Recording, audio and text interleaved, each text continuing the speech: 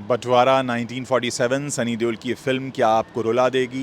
देखिए, ये सिर्फ फिल्म का नाम नहीं है बल्कि उस दर्द की कहानी है जिसे इस मुल्क ने आज़ादी की कीमत के तौर पर सालों पहले चुकाया था। राजकुमार संतोषी के डायरेक्शन में बनी ये फिल्म आज यानी 14 अगस्त को सिनेमाघरों में रिलीज़ हो चुकी है और इसमें सनी देओल के साथ प्रीति जिंटा दिखाई दे रही हैं, शबाना आज़मी दिखाई दे रही हैं, अभिमन्यु सिंह दिखाई दे रहे हैं और आमिर खान के प्रोडक्शन कंपनी में बनी इस फिल्म से जो जुड़ी बातें हैं वो तमाम मीडिया में छाई हुई हैं। दोस्तों, मुझे काफ़ी फ़िल्म अच्छी लगी है, बहुत मज़ेदार लगी है। सनी देओल का परफॉर्मेंस बहुत कमाल का था। प्रीति जिंटा बहुत यंग लग रही हैं, बहुत खूबसूरत लग रही हैं प्रीति। और शबाना जी की भी परफॉर्मेंस बहुत अच्छी है, सनी की परफॉर्मेंस बहुत कमाल की है। शबानी जी, मुझे लगा कि अगर कहीं कहीं उनको पंजाबी बोलने में थोड़ा दिक्कत हो रही थी, ऐसा मुझे लगा देखकर। हालांकि पंजाबी मुझे खुद बोलनी नहीं आती है। और फिल्म का जो फर्स्ट हाफ है काफ़ी कसा हुआ है, असरदार है, कहानी ठहराव के साथ आगे बढ़ती है। सिकंदर मिर्ज़ा जो कैरेक्टर है सनी देओल का, उसके संघर्ष में दर्शकों को बांध कर रखती है। लेकिन सेकेंड हाफ में स्क्रीन प्ले थोड़ा सा मुझे लगता है कि पहले से ज़्यादा मतलब थोड़ा स्लो हो जाता, लेकिन कुल मिलाकर थोड़े जो कट्स हैं वो शार्प हो सकते थे। कास्टिंग को लेकर मुझे लग रहा है कि जिस तरीके का माहौल बनाया गया है, देखिए आपको लगता है कि आप लाहौर के उसी जोन में चले गए हैं, 1947 के जोन में चले गए हैं, लेकिन कास्टिंग को लेकर मुझे लगता है थोड़ी कास्टिंग और बेहतर हो सकती थी। और एक्शन और हीरोइज्म वाले जो सीन्स हैं वो थोड़े से कहीं कहीं खिंचे हुए लग रहे हैं। ये फिल्म तो आप जानते ही हैं, असगर वजाहत साहब का ये प्ले है, जिस लाहौर नहीं वेख्या वो जन्म्या ही नहीं, इस पर आधारित है। और बंटवारे के दर्द को दिखाने में कहानी बदले की भावना से ज़्यादा रिश्तों और इंसानियत पर फोकस करती है, जो राजकुमार संतोषी के पुराने स्टाइल से थोड़ा अलग है और तारीफ़ करने लायक है। कुल मिलाकर फ़िल्म का जोन बहुत अच्छा है, आप इसे काफ़ी इंजॉय करते हैं, आपको मज़ा आता है, आप उस जोन में पहुंच जाते हैं। आज जो दौर है दोस्तों देश का, उसके हिसाब से बड़ी ज़रूरी फ़िल्म है और एक भावनात्मक फ़िल्म है। और सनी पाजी जो हैं अपने पुराने उसी अवतार में हैं जिसकी वजह से लोग उनके दीवाने हैं। ये दूसरी फ़िल्म है शबाना आज़मी की जो आज रिलीज़ हुई है। और मैं इसको ये कहूँगा एक फ़िल्म, एक it's a must watch, family watch. और बहुत अच्छे अच्छे डायलॉग्स हैं इसमें। माँ का कोई मज़हब नहीं होता, मंदिर तोड़ना इस्लाम नहीं है, ऐसे तमाम डायलॉग्स हैं, इन पर तालियाँ बजती हैं, सीटियाँ बजती हैं।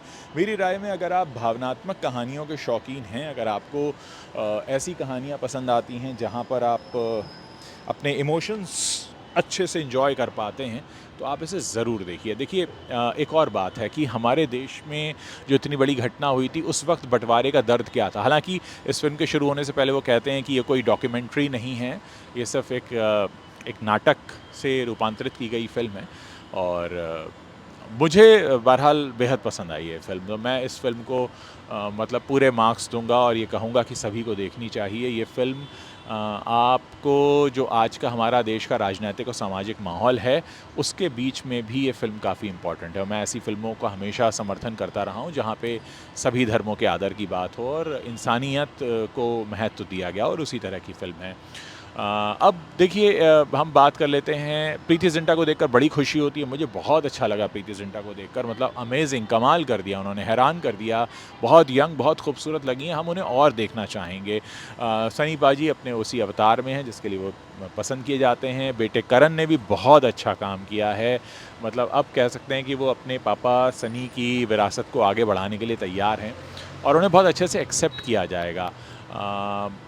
देखिए, अब अगर हम ये बात कर लें कि कुछ डायलॉग्स ऐसे हैं जिन पर लोग तमाम बातें करेंगे, और अच्छे डायलॉग्स हैं, मतलब इस तरीके की चीज़ें हमारे देश में आज के समय में होनी चाहिए कि हम एक दूसरे के धर्म का आदर करें, एक दूसरे को हम सम्मान करें, इसकी आज बहुत ज़रूरत है।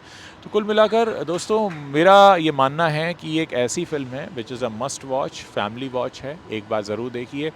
कमियां अगर आप मुझे ढूंढने को कहेंगे तो मैं कहूँगा कि इसकी कास्टिंग थोड़ी और अच्छी हो सकती थी। जिस तरीके का वो पंजाब वाला एटमॉस्फेयर है, वैसे कैरेक्टर्स उतने नहीं हैं। अगर वो होता, और थोड़ा सा शबाना जी की एक्टिंग बहुत अच्छी है, लेकिन शायद वो कहीं कहीं पे डायलॉग ऐसा लग रहा है कि वो जो पंजाबी लहजा होता है वो उतना नहीं पकड़ पा रहे हैं, और उस वजह से कहीं कहीं लग रहा है कि थोड़ा सा अंडर प्ले हो रहा है।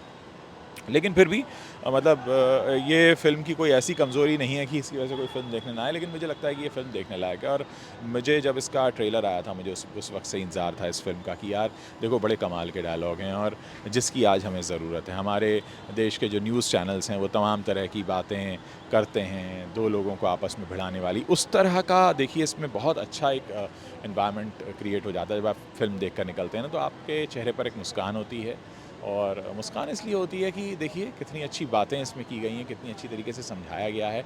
और मैं तो प्ले देखने का भी शौकीन हूँ, मैंने ये प्ले भी देखा, हाल ही में देखा था इनफैक्ट, और काफ़ी हद तक प्ले जैसा ही रखा गया है इस फ़िल्म को भी।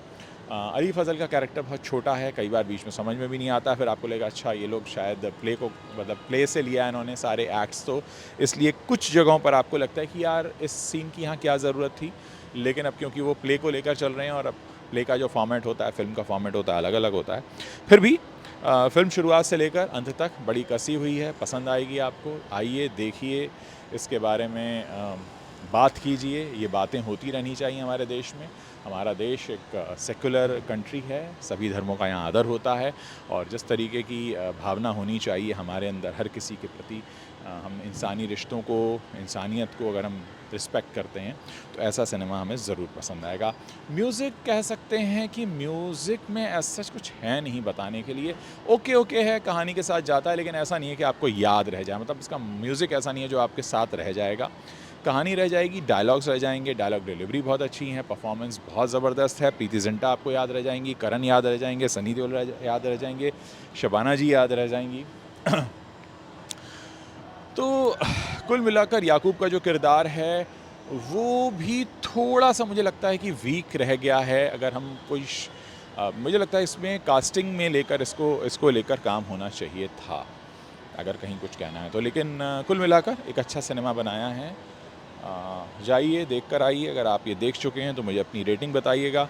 मैं तो दो फिल्में आज देखी हैं मैंने, और दोनों फिल्मों में ख़ास बात ये कि शबाना जी अपने करियर के इस दौर में, शबाना जी एक दिन में दो फिल्में रिलीज़ हो रही हैं। अच्छी बात है, हमारे पुराने जो एक्टर्स जब इस तरीके से आते हैं फ़िल्मों में तो बहुत खुशी भी होती है और अच्छा लगता है कि एक 45-48 साल के करियर के बाद शबाना जी इज़ रॉकिंग।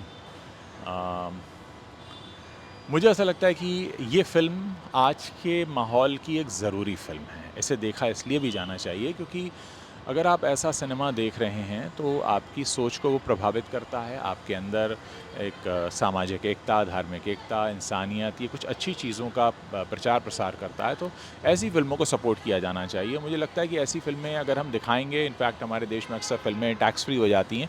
ये वो कैटेगरी है जिसे टैक्स फ्री होना चाहिए, क्योंकि आज हमें इसी तरीके की एकता की भावना की ज़रूरत है और ये उस मैसेज को बहुत अच्छे से स्प्रेड कर रही है। देखते हैं क्या रिएक्शंस निकल कर आते हैं। आज पहला दिन है फ़िल्म को रिलीज़ हुए, अभी बहुत सारे लोग फ़िल्म देखेंगे, तमाम तरह के रिएक्शंस निकल कर आएंगे। इंतज़ार रहेगा, देखते हैं किस तरह से चीज़ें आगे जाती हैं। और आपने भी अगर ये फ़िल्म देख ली है तो मेरे साथ अपना रिव्यू शेयर कीजिएगा। मुझे इंतज़ार रहेगा आप लोगों के रिव्यूज़ पढ़ने का।